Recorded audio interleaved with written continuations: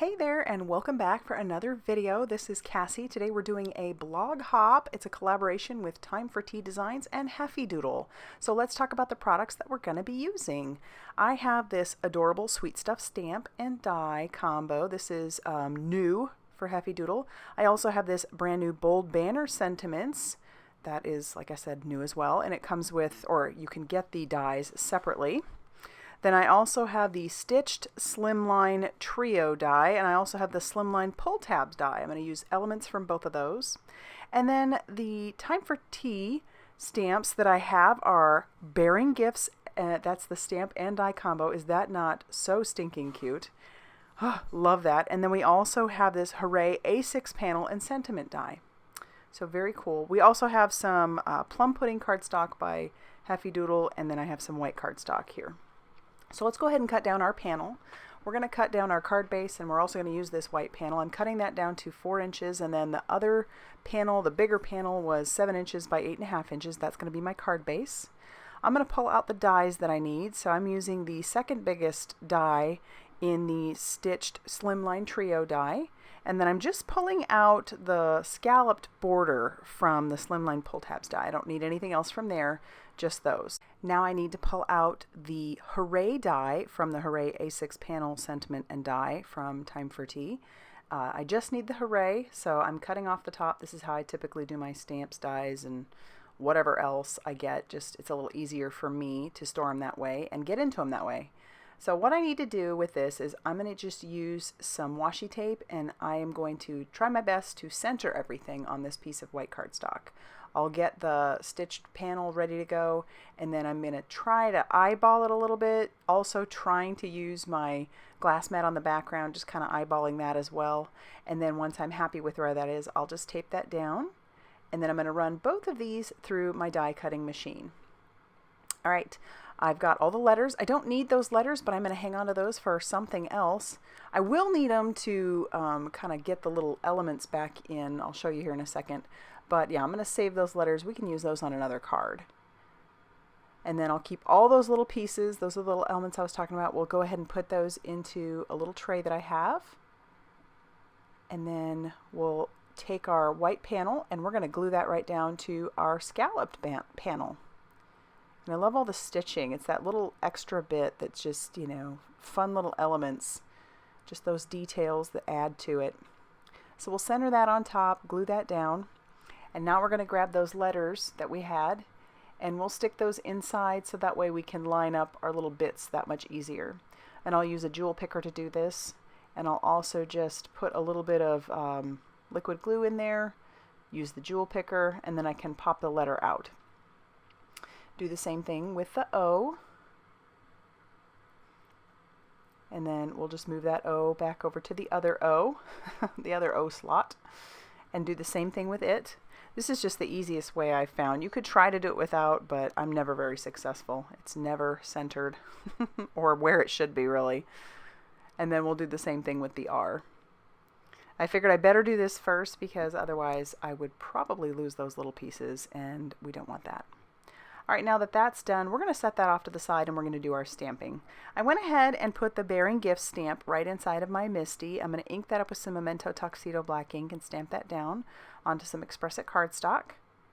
So I'll stamp that a couple times because I am going to, as you could probably deduce, we're making a slimline card, and I want to have a lot of elements. I'm obviously probably not going to use all of these for this slimline card, but I do like to make sure that I have more than enough because I don't like to go back and stamp again if I don't have to.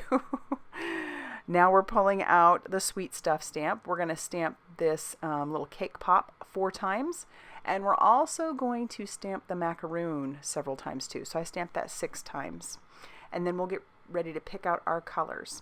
We're going to do rainbow here. So for our first macaroon, we've got RV06, that's our lighter tone. I typically like to go lightest to darkest. And then we'll have RV09. Somebody asked me how I pick out my colors, and I actually use the hex chart that Sandy Allnock had come out with a few years back. I actually have found that it makes me step outside of my comfort zone a little bit and pick colors not based off of the number on them, but based off of the shading, how they look next to each other. And that's why sometimes I'll end up getting colors that maybe aren't even in the same family. Well, not family, but like you might get a B and then you might get a BG, and they just work really well together. But then sometimes you'll use, you know, like in this case, a Y06, and then I'll come in with a Y19. I believe it's Y19. Yeah, no, Y18. And so, you know, it's just interesting that way. And I love the hex chart for that because, like I said, it does make me, it does challenge me. And I'll have that linked down below if that's something that you're interested in checking out. So here we go, YG09 and then G09. So this is what I was talking about.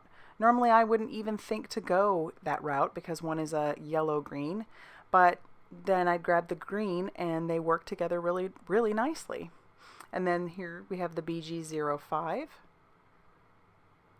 And then I'm going to come in and grab B16. So once again, there's another one. Usually you can be pretty safe though if you're just starting out, and you know, you can go with like a BG05 and probably go with a BG07 and you'll be just fine. But like I said, I really do like the hex chart. I've been coloring since about 2008, so a few years, and coloring with alcohol markers, that is. So I've got a little practice under my belt, and in that I can sometimes be a little bit more daring. Not that I always pick daring colors, because there are some people out there that just do such an amazing job with contrast. I'm going to bring in my white gel pen. This is just a number 8 Sakura Jelly Roll gel pen, and I'm just going to put a few dots on the macaroon. Not going too crazy. I'll end up making them all look basically the same as far as the dots go, and that's how they look. And then we're going to move on to coloring our bears. I'm not going to show all of the coloring of everything because for the most part, since those are smaller images, I usually only use one color, possibly two. But in the case of the bears, I did use 2 colors. On some of them 3, because I use that E13 right there for their muzzle and the bottoms of their feet. And then I'm going to come in with the E57. That's our lighter tone. I believe it was E57. And then we'll come in with our E29. Another area where the hex chart is just really good because, you know, those 2 colors aren't anywhere close in number, so you wouldn't think that you'd put a 5-7 down before you'd put a 2-9, but you do, or I did. And as far as shadowing and shading goes, you'll notice that oftentimes when I'm putting down my darker color, I don't go all the way to the edge. That gives the illusion that whatever it is you're coloring has a rounded surface, so the light is hitting a certain area of that. And so, like I said, I don't always go to the edge. And I don't really have any rhyme or reason as to where I'm putting my shadowing. I just am putting it where I think it might look good. People ask me that all the time, and I don't know. I try to sort of think of where a light source may come from, but I guarantee that no one is going to look at your card and go, oh, their light sources are all off. I mean, somebody might, but if they do, don't give them cards. Keep the cards to yourself then, because you don't need somebody to be that critical. Have fun. Just have fun. All right, we're moving on to our third little bear, and I'm only showing all the bears because the shading is a little bit different on all of them. I mean, it's the same basic colors, but obviously they're all in a different stance, so I did color them a little bit, you know, their shading is a little bit different. And it's always funny to me when I'm watching on screen the coloring. It looks like I'm making just a hot mess when I put that darker shade down until I blend it out. Then it starts to look a little better, and as things kind of dry back, yeah, it just looks a little bit better. But right now I'm looking at when I put on that second shade, and I'm just like, oh my goodness, that doesn't look very good, but it does come together. I am of the theory and the philosophy, I guess, that, you know, just keep working it. Don't just give up, because, you know, if I gave up on that first go here, I'd be like, ooh, that doesn't look good. Let's just move on. But that's where the second shade comes in, and you just keep working. And practice, practice, practice, practice. That is how you will absolutely get better at it. Just like with anything, the only way to get better is to practice. All right, now that those are done, I went ahead and used their matching dies to cut them all out. I did use a black gel pen to start on some of my little bears for their eyes, and then I came back in with a white gel pen and just put a little dot of white. And now I'm going to go ahead and arrange. That took some time, so I didn't want to bore you with that. I I went ahead and arranged all the pieces on the front panel, and now I'm going to start just gluing them down. You could use some foam tape if you wanted to, but I decided that everything, just for the sake of ease, because there's so many things on this card, I decided not to do a bunch of popping up of anything. So I'm just using that Nuvo Deluxe liquid glue to adhere everything to the front. And I'm thinking there's pretty good flow. We've got things starting on the right hand side and they're kind of working their way towards the bottom, up around, and then you head back down. And you get the whole visual sight. And this looks like a place I'd want to hang out. You got macaroons, you got chocolate, you got candy, cake pops, donuts, and even some coffee. So this is win-win all around. And flowers. And oh my gosh, that bear with the mustache. If he doesn't just make your day, I don't know what would, because he is, wow, he's so cute. I don't know what it is about a bear with a mustache. I mean, it's just a bear with a mustache. It's so cute. Maybe more critters should have mustaches. I don't know. He just looks so dapper. He needs a top hat and a monocle now, right? All right, now we're going to do our base. So I did cut this down, as I said earlier. This is a 7" by 8.5" piece of cardstock that I'm scoring at 3.5 inches. And I'm going to decorate the inside now. Again, just lined everything up. Nothing is stuck down. And I'm going to stamp the sentiment, "You are the sweetest." And that comes from the Sweet Stuff stamp set by Heffy Doodle. And then I'll just lie down all of our little macaroons. I haven't had a macaroon in forever. I don't even know if I'm pronouncing it correctly, because I think other people say it differently. Anyway, there's one little bear. When you cut him out, his little hands, that cuts out around his little paws so that you can stick things inside of them. So I'm just going to put the cupcake into the one paw so it looks like he's holding it. And then I'll put the other little bear on the other side, and he's going to be holding a piece of cake. And then we'll put our cake pops down on the right-hand side with our little dapper bear. And I glued this one first, meaning or I put glue on the back of it. I meant to glue the blue one first. Anyway.